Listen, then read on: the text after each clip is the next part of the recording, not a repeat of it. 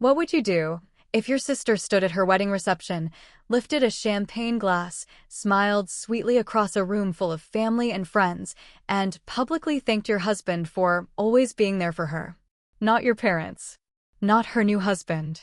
But before we continue, please subscribe and turn on the notification bell for updates. Your husband. Because that's exactly what happened to me.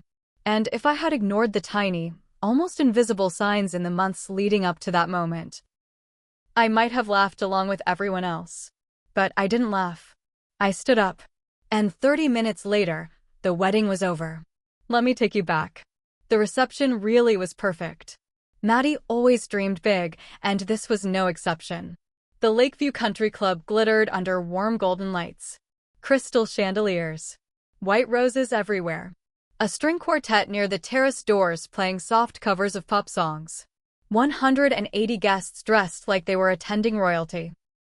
My sister Madison Reed, 29 years old, glowing in custom lace, looked exactly how she'd always imagined. The center of attention. Radiant. Magnetic. I'm Olivia Carter. 34. The older sister. The planner. The reliable one. I helped choose the venue. I negotiated with the florist. I even paid for the photographer as my wedding gift. That's the kind of relationship we had. Or at least, that's what I thought we had. My husband Ethan Carter, 36, stood beside me that evening in a tailored navy suit. Charming. Polished. The kind of man who knows how to work a room without trying too hard. Guests loved him. My parents adored him. Maddie especially adored him. Maybe that should have been my first clue. But here's the thing about betrayal. It rarely kicks the door down. It whispers. It looks harmless. It hides in plain sight. Over the past year, Maddie and Ethan had grown close. At first, it felt normal. He helped her compare mortgage rates when she and Daniel were house hunting. He reviewed vendor contracts for the wedding. He answered her late-night stress spiral phone calls when she felt overwhelmed. He's just being supportive, she'd say. You're overthinking, he'd say. And maybe I was. Because I trusted both of them. Daniel Reed, 31, her groom, was steady and kind. A software engineer who believed in logic, systems, and the goodness of people. He often told me, I'm lucky Ethan's been guiding me through this engagement. He's like a big brother. The irony of that sentence still makes my stomach twist. So there we were. Dinner plates cleared. Wine flowing. Laughter bouncing off the walls. The DJ invited Maddie to give her thank you speech. She stood, smoothing her dress, tapping the microphone gently. First, she said, smiling at Daniel, thank you to my husband. Applause. Thank you to our parents. More applause. And special thanks, she paused. Her eyes scanned the room. And landed on Ethan. To my brother-in-law. For always being there for me. I truly couldn't have done this without you. There was a beat. Then Ethan stood up. He didn't hesitate. He smiled wide. Waved. Even bowed slightly. The room laughed. Laughed. Like it was charming. Innocent. Sweet. I felt something cold slide down my spine. Because gratitude has a tone. And that wasn't gratitude. That was intimacy disguised as appreciation. Daniel clapped, confused but smiling. My mother beamed proudly. Guests whispered, how cute. Cute. Tell me something. If your sister thanks your husband like that, and your husband reacts like that, would you brush it off? Or would you remember the 2 a.m. text notification you once saw light up his screen with her name? Would you remember the Uber receipt from a neighborhood she lives in, on a night he said he was working late?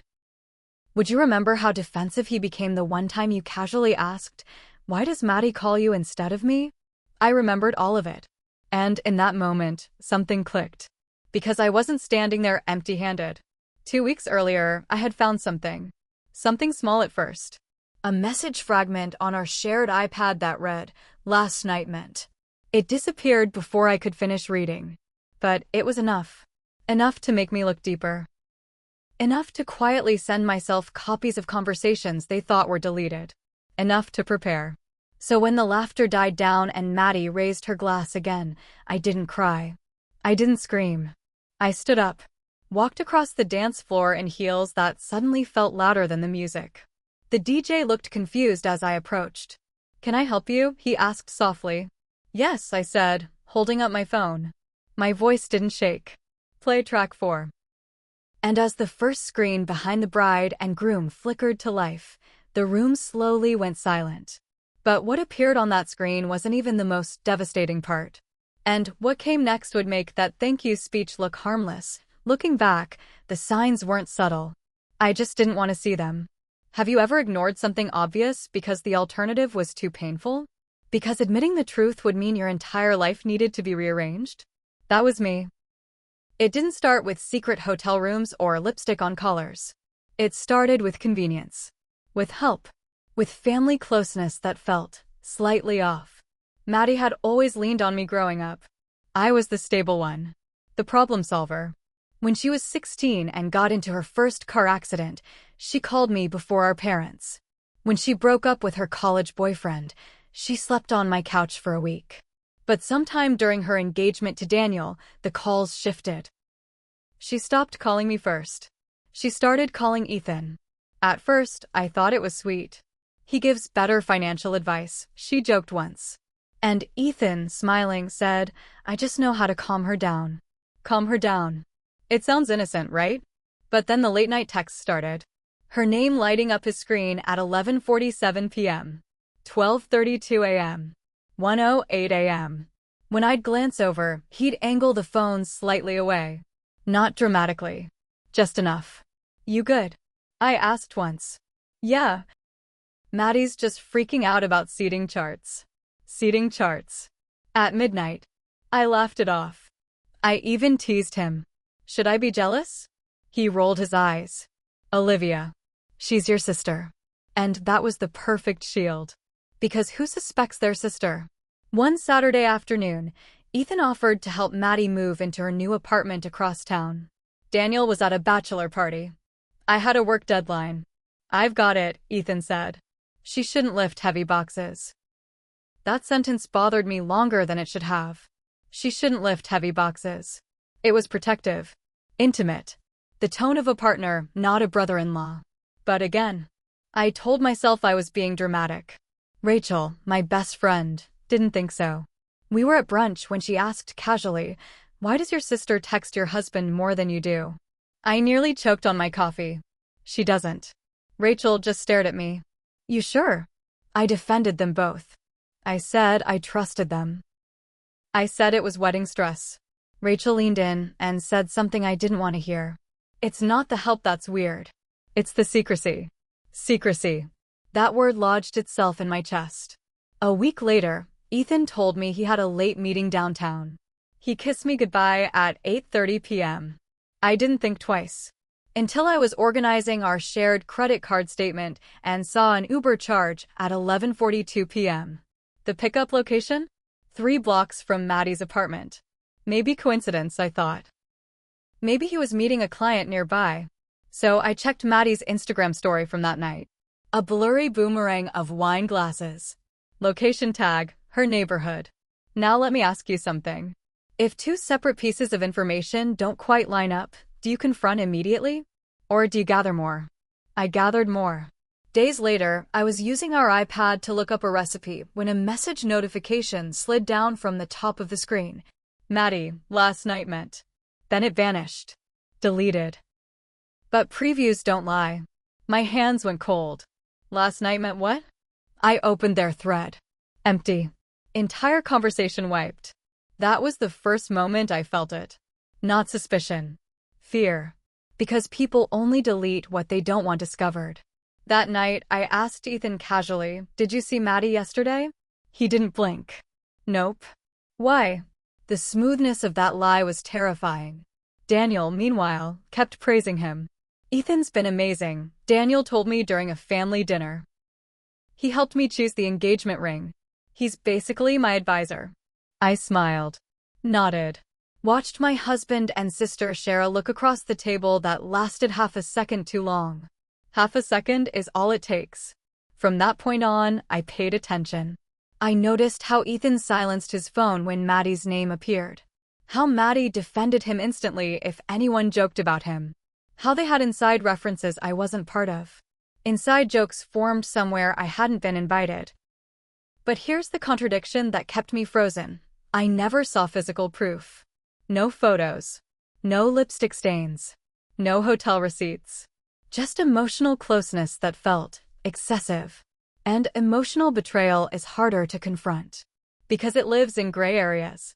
You can't accuse someone of a feeling. Or can you? One night, when Ethan fell asleep on the couch, his phone buzzed beside him. Maddie's name flashed again. I didn't open it. Not yet. Instead, I did something quieter. I airdropped myself their synced message archive from the shared tablet before he had a chance to erase it again. I told myself I was being paranoid. I told myself I hoped to find nothing. But as the messages transferred, one after another, filling my screen with weeks of hidden intimacy, I realized something chilling. That wedding thank you speech? It wasn't spontaneous. It was rehearsed. And what I read next made that microphone moment look harmless. I didn't cry. That's the part people find strange. When I finished reading the messages, sitting alone in the glow of my iPad at 1:16 a.m., I expected tears. Rage. Maybe even screaming. Instead, I felt something colder. Clarity. Have you ever reached that point?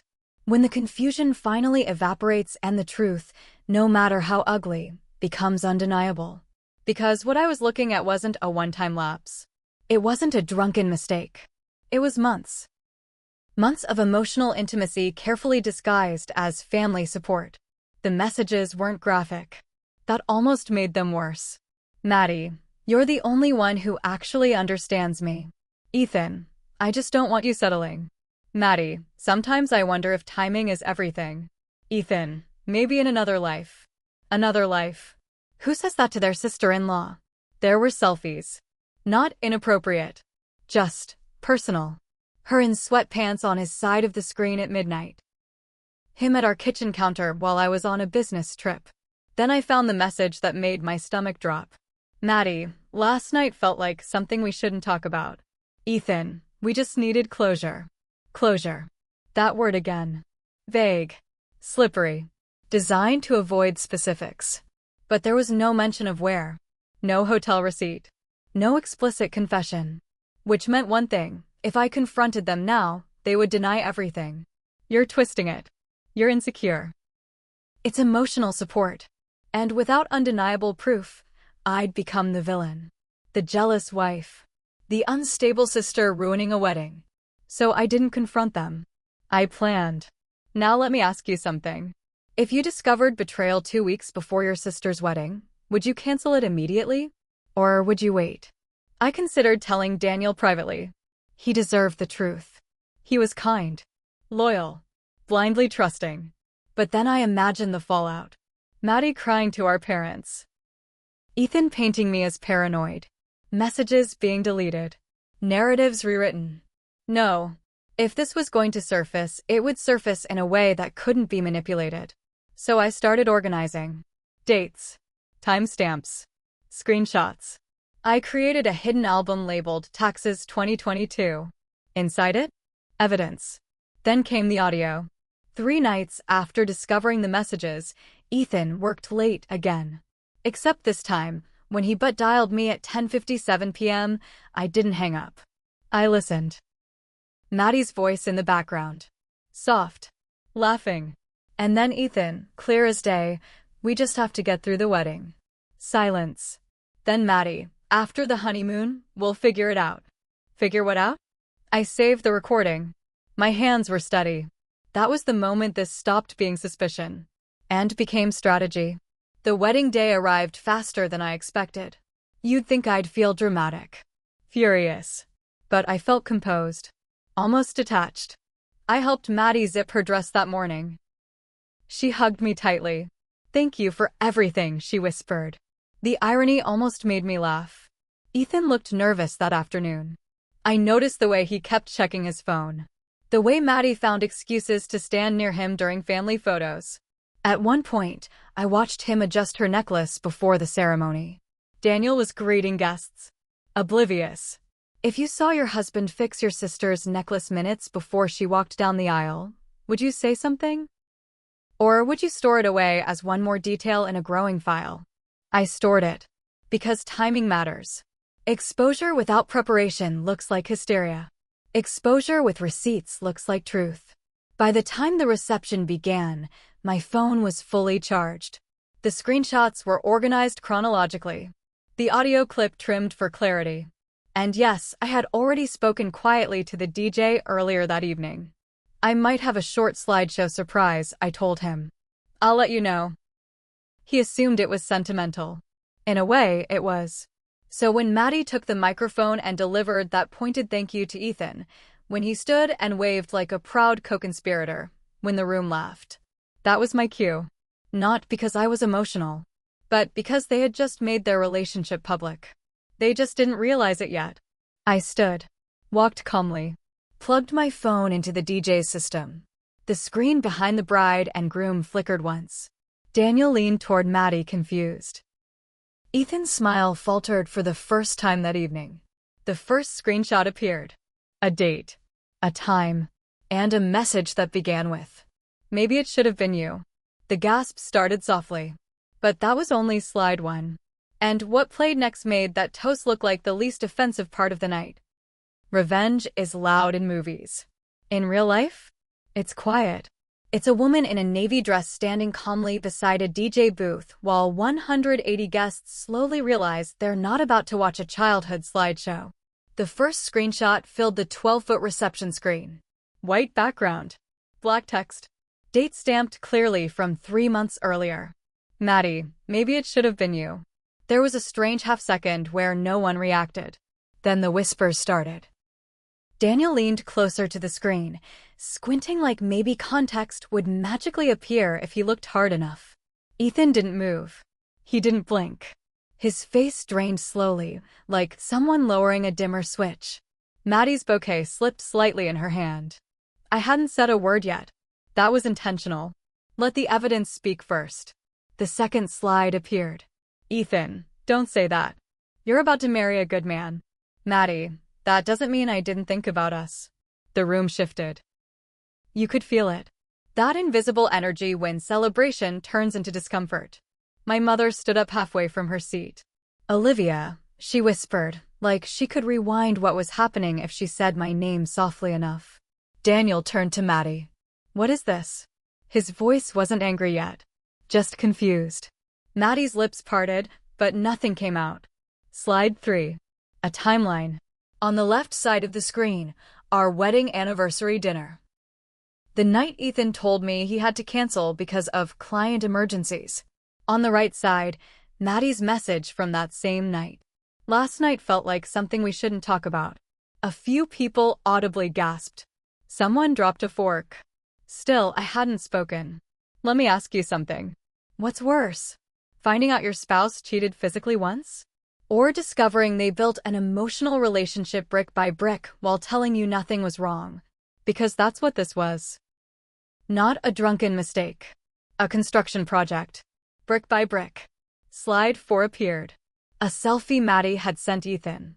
Timestamped 12:14 a.m. Her caption, "Wish you were here instead." Daniel's breathing changed. I could hear it from across the dance floor. Ethan finally moved. He stepped toward me. Olivia, he hissed under his breath, stop. I looked at him calmly. I haven't even started. Then I nodded to the DJ. The audio played. The quality wasn't perfect. Slight static. Background noise. But their voices were unmistakable. Maddie laughing softly. Then Ethan. We just have to get through the wedding.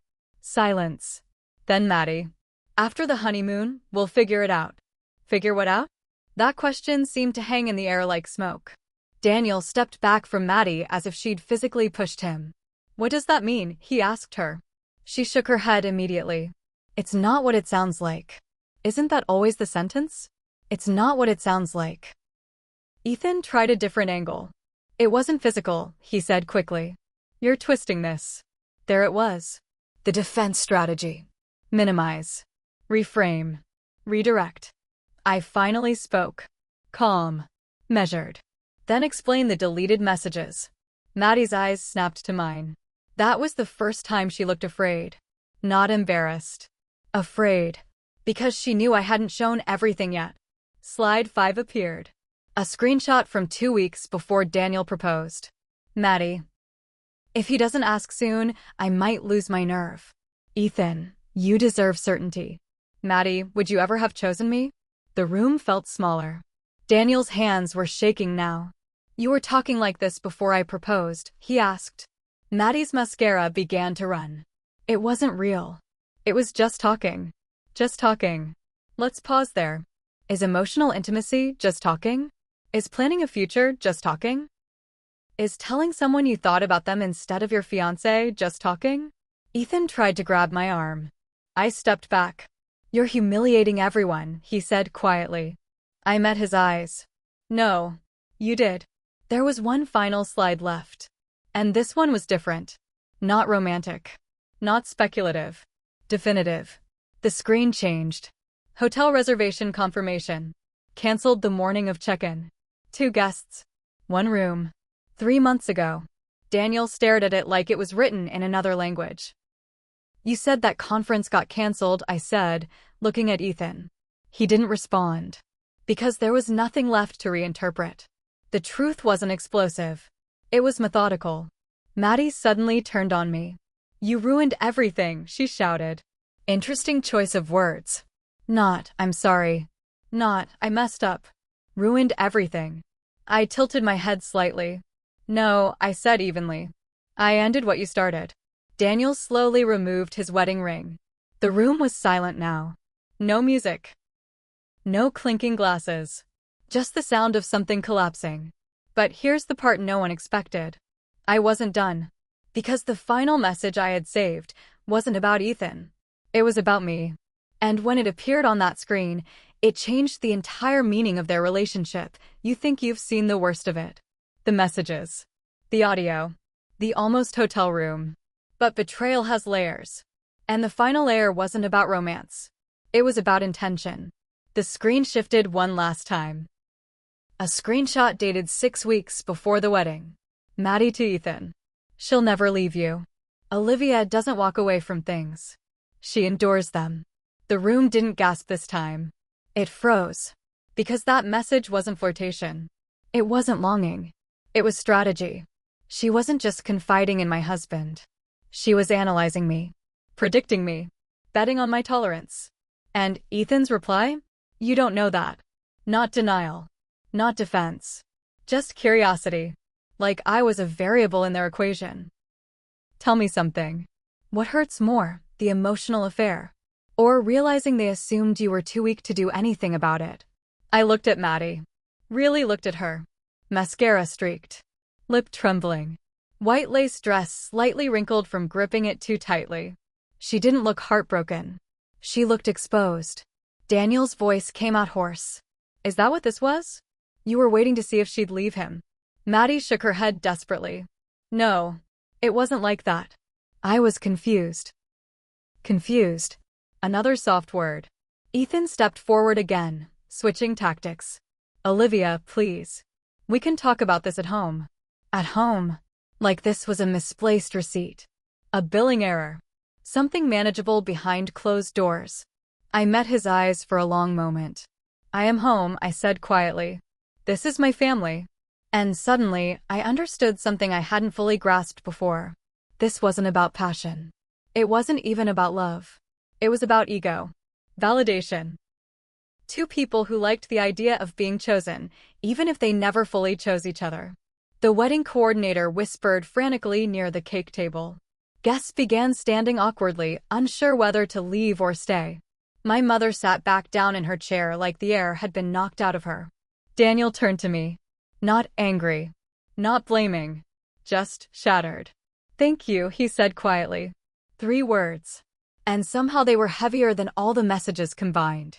Ethan inhaled sharply. You're thanking her? She just destroyed your wedding. Daniel looked at him with a calm I hadn't seen all night. No, he said. You did. And that was it. No screaming match. No thrown punches. Just clarity. Daniel removed his jacket, placed it carefully over the back of a chair, and walked out of the reception hall without another word. Maddie didn't follow immediately.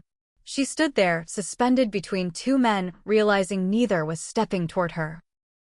That's the thing about emotional triangles. They feel powerful when they're secret. They collapse when they're visible. Ethan tried one last time. It wasn't physical, he repeated. You're overreacting. I almost smiled.